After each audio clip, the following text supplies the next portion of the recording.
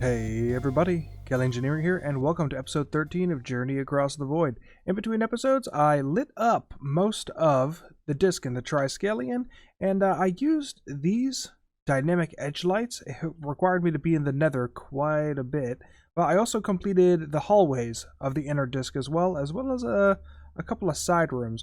So I have my manual sieves in here. This is not a permanent location, but because I spent so much time in the nether, I got a lot of soul sand and I got a lot of glowstone because making these lights was not cheap. It requires 3 pieces of glowstone each in order to make them. So yeah, they were expensive, but I like the look of them, and the hallways, I don't think I've really ever looked better, especially when you get down to the top and bottom portion. Yeah, I'm a pretty big fan of them. Unfortunately, in here, this is the first room that I lit up, and I'm going to have to remove all of them and move them down one bit because I wanted to wrap the lights around into the inside of each room, but as you can see, because I lit this up first, it's not going to match. So yeah, I'm going to do that, and I'm going to have to move those item frames as well to make it work. But in this episode, what we're going to do is we're going to get into nuclear craft, and oh yeah, another thing that I did between episodes. Sorry this is so scattershot, but because of all of the soul sand I got, I have a lot of Uranium now. I sieved it all up, got the Uranium ore, threw it into my furnaces. That is still not automated 100% yet, but we are working on it. Nuclear craft is going to be main power for the base, so I didn't want to devote too much time into hooking everything up via extreme reactors, since I know that nuclear craft is going to be handling all of my power. But I do want to get into it, so let's get to it. Continuing to be scattershot, I gotta say, I took out these insanium ingots just to show this and never went into it. So I made an insanium shovel to get all of that soul sand, and I was a really big fan of it. I got enough modifiers to make it unbreakable, but it was broken at the time that I applied unbreakable to it, and for some odd reason, it's not letting me repair it. I have tried, it's made with Manyelin, Cobalt, and Insanium, and Insanium ingots will not repair this shovel, so I had to make another one, and this one also cannot be repaired, but it doesn't matter because I applied Unbreakable to it before it broke. So that is something that I'm confused about. I do not know why Insanium cannot repair Insanium tools, but that's neither here nor there. That is something that I ran into and something that somebody may have an answer for. Alright, so the first thing that we're going to have to make are manufactories, and the manufactory, I don't really need to make it because I already have pulverizers, and that's exactly what the manufactory does, is it's essentially a pulverizer. I always make the machines that are related to the mod I'm working with at the beginning, and then I'll start working in other things. So eventually I will.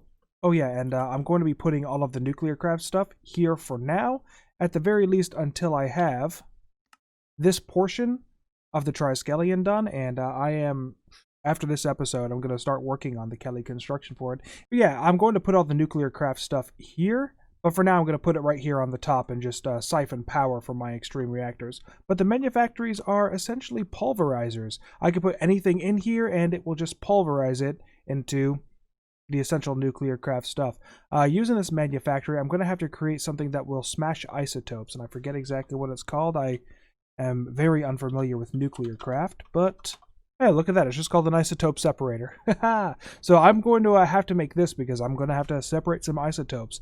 The overall goal of this episode is to make a fission reactor. And then next episode, I'm going to go through everything to make a fusion reactor. So yeah, I need to make this isotope separator, and I'll be back with you shortly. So I got a couple things in the works right now. I have just made decay generators and placed uranium blocks beside it because I want this uranium to become Uranium-238. Uranium-238 is going to help me make this Uranium RTG, which produces 4 RF a tick constantly. RTG stands for Radioisotope Thermoelectric Generator. There are a lot of acronyms in this mod.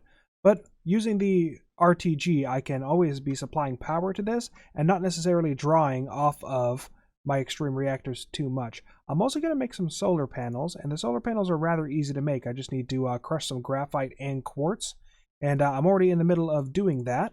Here we go. I've made speed upgrades for each of these. I still need to crush more quartz in order to make the energy upgrades, but I'm working on that right now. Here we go. So yeah, that is what I have in the works before we actually move on. I just want to make sure I have some more reliable nuclear craft-based power for my machines.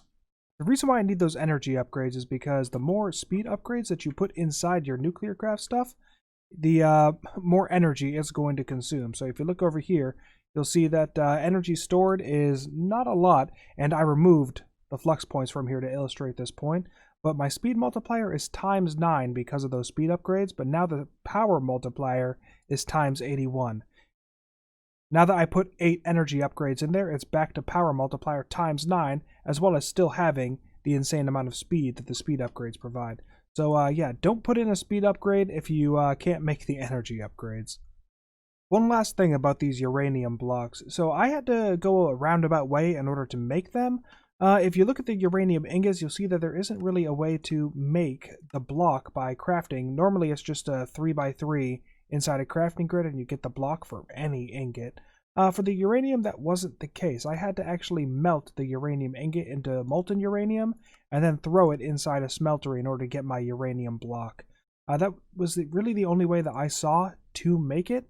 So yeah, casting machine, or by making uranium-238, but uranium-238 is a little bit difficult to make because I need the fuel reprocessor, and then the uranium nuclear fuel was made using the uranium ingot, so I wasn't quite there yet. It was more roundabout way. Smelting it was just easier to do.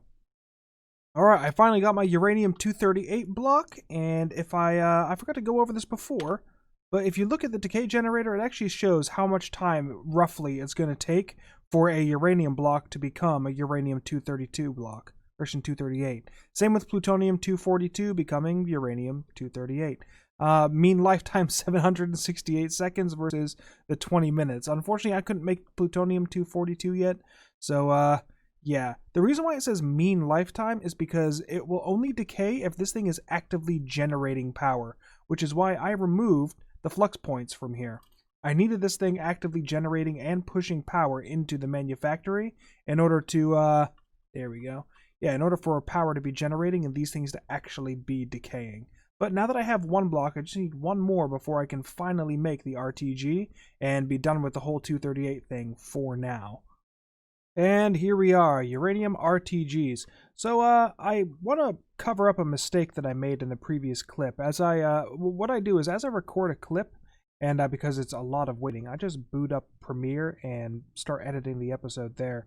I realized I made a mistake. I had all of the decay generators surrounded by the uranium blocks. I only did that to just clear out my inventory. The only way that the decay generators will work is if it is on the cardinal directions, and that includes up or down on the decay generators. So having the uranium block right here, like I did before, doesn't actually do anything.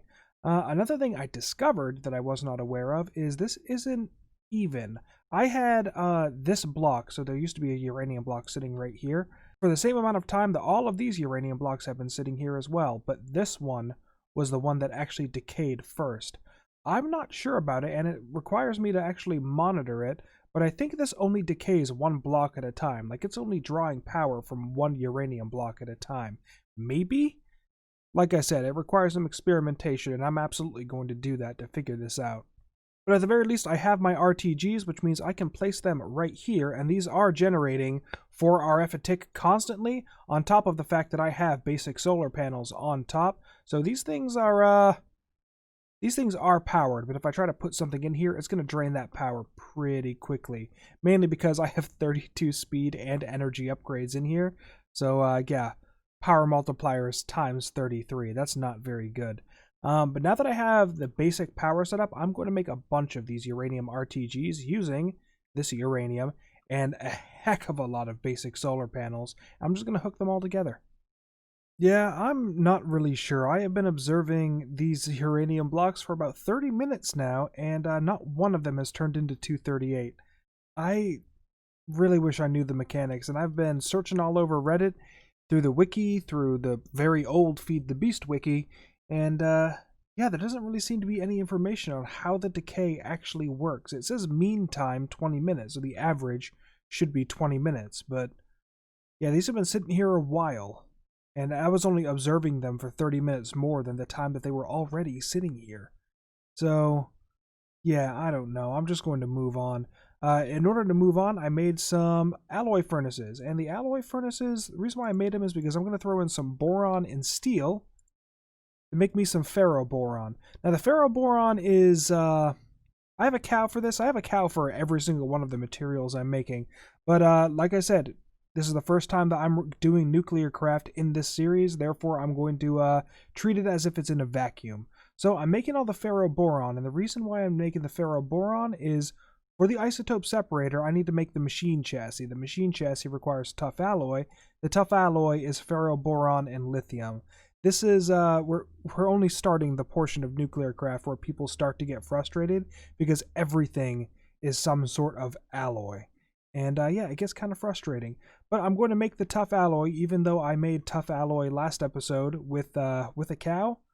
But I'm going to make it the normal way in nuclear craft, just so I can say that I did it properly. And here we are. I have everything for my machine chassis. I'm also going to make a bunch of copper solenoids, and the copper solenoids will help me make electric motors. Oh, get rid of those. And all of those together will help me make the isotope separator. I only want 2 of them, and the rest of them are just going to go into my handy bag for when I need them later. Here we go. Now that I have the isotope separator, I'm ready to move on to the actual meat and potatoes of this. I need to make some more plating. I already have the basic plating. I made that off camera. Where did I put it? Right. So I already made basic plating, but one step up from this basic plating, here we go, the advanced plating. So the advanced plating is going to be what I need in order to make the fission reactor controller. Here we go, the fission controller. So you see the fission controller is made up of a whole bunch of blocks that I still need to make.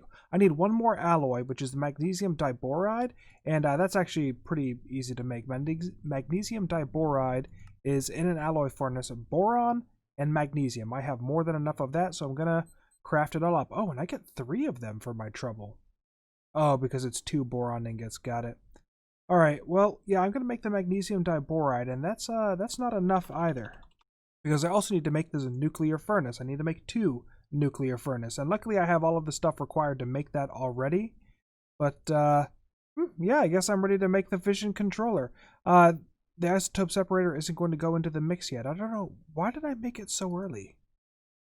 Regardless, I'm going to get everything together in order to make the fission controller. Then I'll be back with you to set up the fission reactor. And then, oh, wow, completely lost my train of thought there. Yeah, I'm going to get everything together to make the fission controller for the fission reactor, and then what we're going to put into the fission reactor is what we need the isotope separator for. So I've started laying out my passively cooled fission reactor, and the reason why it's passively cooled is because I don't feel like pumping in the liquid necessary in order to make this thing actively cooled.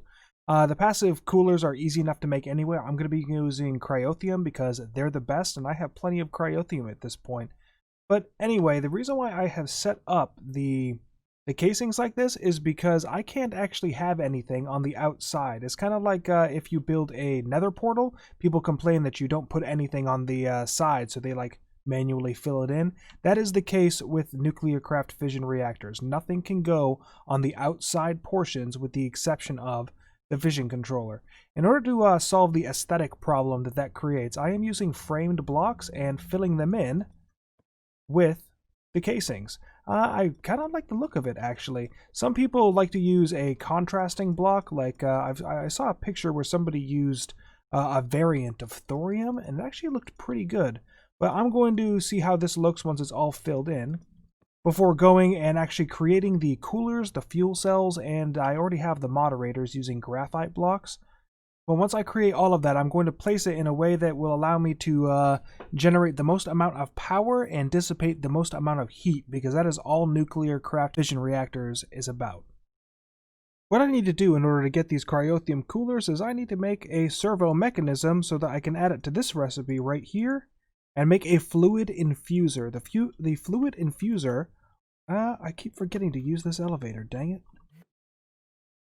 What the fluid infuser will allow me to do is take gelid cryothium and pump it immediately into the fluid infuser. I can throw empty coolers in there, and then they will combine to make me the Cryothium cooler that I want.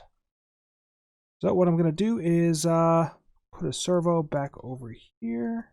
fluid infuser, and then we're going to power it with the ultimate energy cube. There we go. Alright, so why are you not receiving? Oh, duh, forgot to enable this. There it goes. Now it's filling with the cryothium. So all I have to do is put in an empty cooler. I'm only going to do 32, and then I believe it's 2,000 millibuck or 2 buckets. Oh, it's slow. I should probably put some energy and speed in there. But yeah, 2 buckets and 1 cooler will make me the Cryothium Cooler. I'm going to let this go for a while, install some speed and energy upgrades in it, and I'll be back with you to explain how I'm going to place these and the fuel cells into the reactor. So I am in the process of placing my reactor cells, and I'm going to place them only on the top and the bottom for now. This reactor was built for expansion. Later on, once I have access to better fuels for the fission reactor, I will upgrade it as necessary, but this will definitely do for now. The purpose of the reactor cell is to, number one, generate heat, and is also going to hold the fuel that you put into the reactor. The amount, depending on how many reactor cells you have inside, it's actually going to consume fuel quicker, therefore producing you more energy. So, the first fuel I'm going to be using is the TBU fuel. It's the cheapest fuel to make, but if you look at the base power of it, it is 60 RF a tick, and then the base heat generation is 18 heat per tick. So 60 RF a tick times the 16 reactor cells that I have in here is 1,920 RF a tick, but that's going to be changed once I put in my graphite blocks, which act as my moderators. So the moderator's purpose is to increase the efficiency of the reactor cells, increase the efficiency of the fuel, but it will also generate more heat. Here we go. It will also generate more heat when it is attached to a reactor cell. So more heat, more efficiency when attached to a reactor cell, and I'm just going to attach them right here.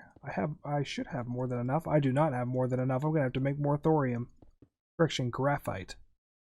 There we go. All the graphite has been placed, which means I have a efficient but more heat-producing reactor, and that is where the Cryothium Coolers come in. So the coolers have different settings depending on which one you're using. I'm going to type in cooler. Here we are. So the Cryothium Cooler, if you look at the tooltip, it says must be adjacent to at least 2 reactor cells. But if you look at the redstone one, it says must be adjacent to at least 1 reactor cell. The glowstone cooler must be adjacent to at least 2 active moderator blocks, so on and so forth. So depending on which cooler you have, it has different necessities in order to actually be active. If I had placed a Cryothium cooler right here, it would not work. When it means adjacent, it means on the cardinal directions. So, oh, there we go. Equally, if I had placed the Cryothium Cooler right here, if it was possible, it would also not be active under any circumstance. There is not another reactor cell next to it. So you have to be careful where you place all of these to maximize the amount of heat you want to dissipate in your reactor. And there we go. All of my Cryothium Coolers are set. So now all I have to do is put in my reactor casings. And 5. Awesome. And this reactor, there it goes. It is complete. You'll know it's complete because if you take out, there we go. If you take out something, it'll actually tell you where the casing is incomplete at. If I had placed one of these fission reactor casings inside, it would actually tell me that there is a case inside the structure. So it's very specific on what is wrong whenever you are trying to set up your reactor. So right now it is complete, but I can't turn it on just yet. First of all, I need to actually create my fuel. And secondly, I need to create a hazmat suit, because when you turn this on, radiation is, I'm not sure how far away I need to be. I should probably test that. But yeah, radiation is going to be active when this reactor is on. So I need a hazmat suit or else I will die pretty quickly. So yeah, let's go set up that fuel and make that hazmat suit. So the easy part is getting the fuel necessary for this. Oh man, I'm just going to steal the speed from here. Here we go. There we go. Alright, so the easy part is getting the fuel, because I need thorium-232. Thorium-232 has a use to turn into TBU fuel. So I'm going to run all of this through here.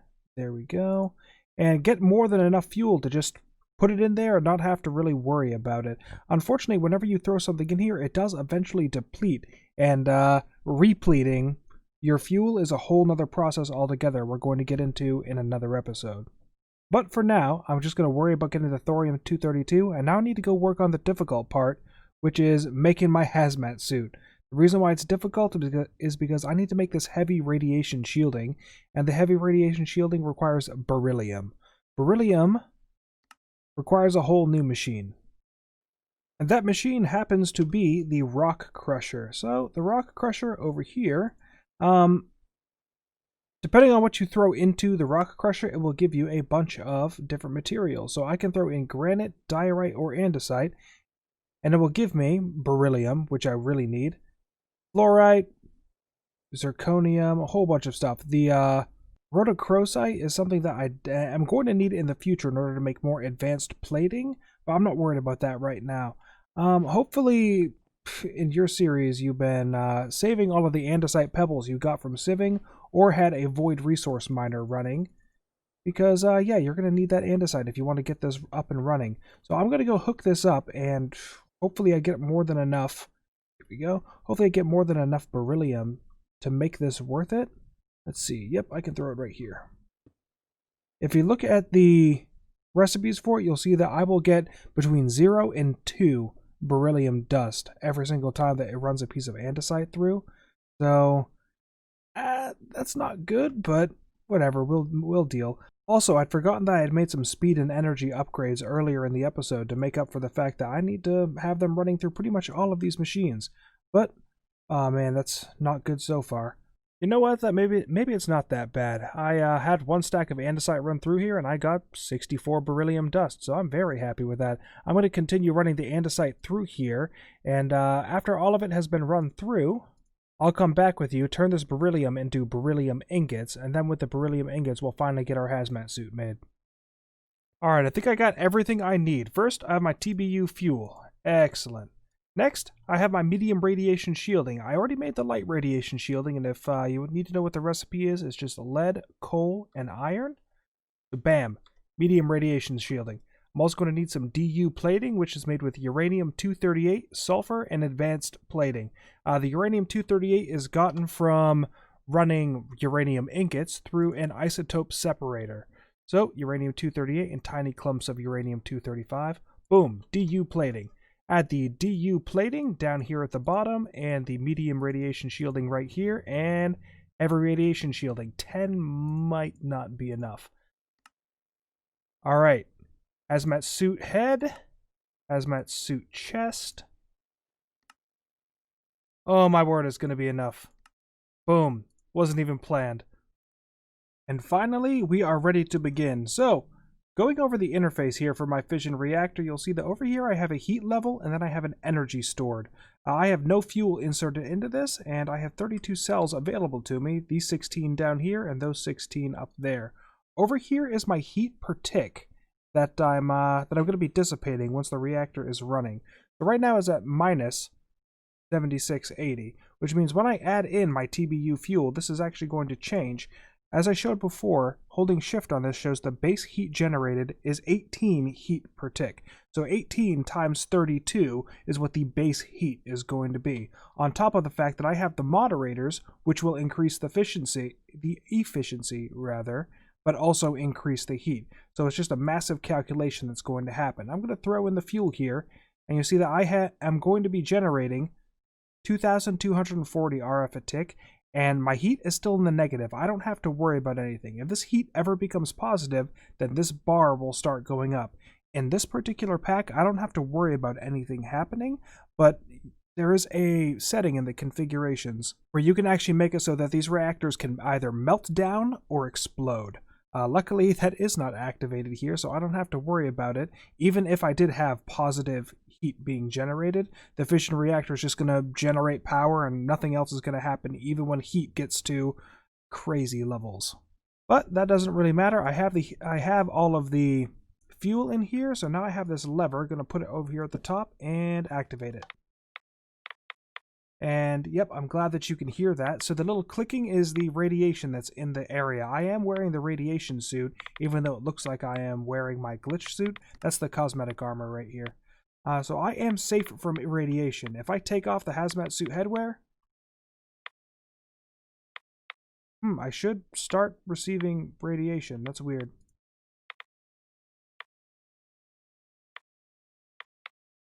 What? Why am I immune to radiation? This shouldn't be possible. I'll figure that out in a second. But anyway, you see that all of the power is being generated right now, and it's not very much power, granted. What I was going to do is I need to make more of the reactor cells, and I need to make more of the cryothium coolers, and I'm actually going to put it all the way, yeah, I'm just going to interstack them. As I interstack them, I'm going to definitely increase the amount of heat that I'm allowed to dissipate, but I'm also going to be generating a lot more heat because there is a lot more active moderators in line. Remember, the active moderators are the ones that generate the most amount of heat. So these ones, oh, I can't fly anymore. The glitch isn't on. These moderators that are in between the reactor cell. So I have reactor cell, moderator, and then a bunch of blank ones before getting to this moderator, reactor cell. The ones that are right there are not generating any heat whatsoever or contributing to the efficiency of the reactor, so I don't have to worry about that. Once I start putting reactor cells, it's a heat problem I have to worry about because I will generate more heat the more efficiency I'm adding with those moderators. It's a little weird to see, so I'm going to create a creative world and make a reactor with what I'm talking about and show you that in action. So here is the reactor that I created in the main world, and here is the one that I was talking about. We're putting the reactor cells every other, and I actually really like how this one looks. This one's a little bland looking, but it has its charm. Anyway, what I've done, or what I'm going to do, is I'm going to put in the TBU, same as always, and you see that it is going to generate that 2,240 RF a tick. But over here, if I put the TBU fuel in, you see that it is going to be generating 12,160 RF a tick, and it's also going to be generating a lot more heat. I believe what did it say? It was minus 17,000. Oh, okay, minus 15,360 heat per tick. So yeah, it is definitely generating a lot more heat, and for the reasons that I described in the last clip.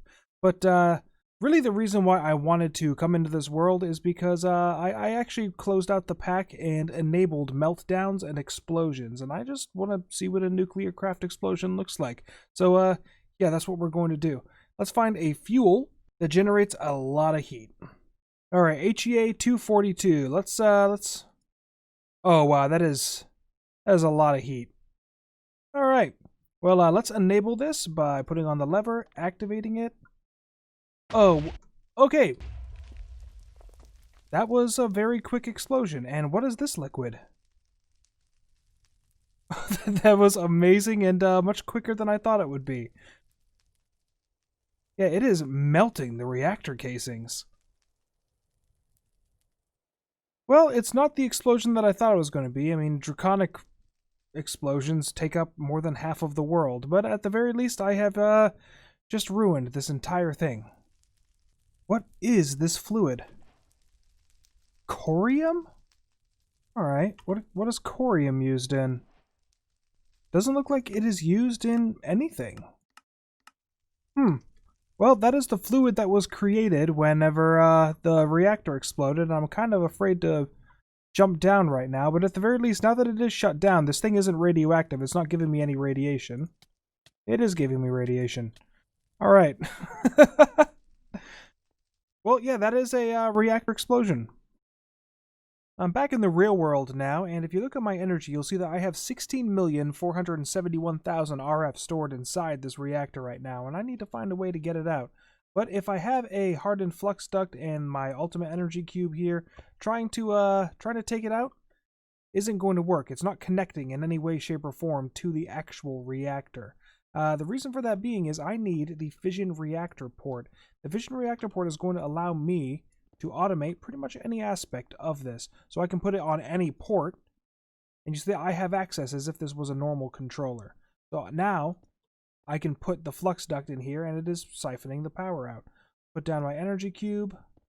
Here we go. All of that power is going in. Not very quick because this is a hardened flux duct, but it is going in. The other things I can do with this reactor port is pretty much anything. If this was actively cooled, I could actually pump my liquid into here. Unfortunately, the reactor port cannot go on the top or the bottom, but all of the details are right there on everything that it can do. Up to including the fact that if I wanted to take this lever off and like put it over here on the side, I could put one of those automation reactor ports right here, put the lever on top of it, and that's how I activate my reactor instead of this gaudy looking thing right here on the front. That is really all I wanted to cover on nuclear craft in this episode. It's going to be fission reactors in this episode. The next episode is going to be fusion reactors, which is a whole nother animal altogether. And the one after that is going to be fully automating everything in nuclear craft and mechanism together. Hopefully by that episode I have this wing of the Triskelion done, so I can just put everything in here and be happy with it. There is going to be one problem with my reactors, and that is the fact that they put out radiation. Nuclear craft has scrubbers that I could use for the radiation. Oh no! What happened to the scrubbers? Ooh, this may be a problem. All right, so yeah, that's a problem. So I'm gonna have to find a solution to place my reactors in that wing of the Triskelion, because I don't want to irradiate everything around me. So radiation in nuclear craft kills all wildlife in the area. So if I had any sort of cow farm, pig farm, tree farm, whatever in the area around this reactor while it's active, it will die, and it will completely irradiate the area. There used to be scrubbers to mitigate that. I guess they've been removed. And compact machines isn't in here either. I have some thinking to do. Yeah, I have some thinking to do. But anyway, I am Kelly Engineering, and I actually really enjoyed making this episode. I don't know why. I felt like I was on a roll, and who knows, maybe when I'm editing the episode, I was speaking complete nonsense. But yeah, I'm sure we'll find out. I hope that you did enjoy this episode, and I will see you in the next one. Bye-bye.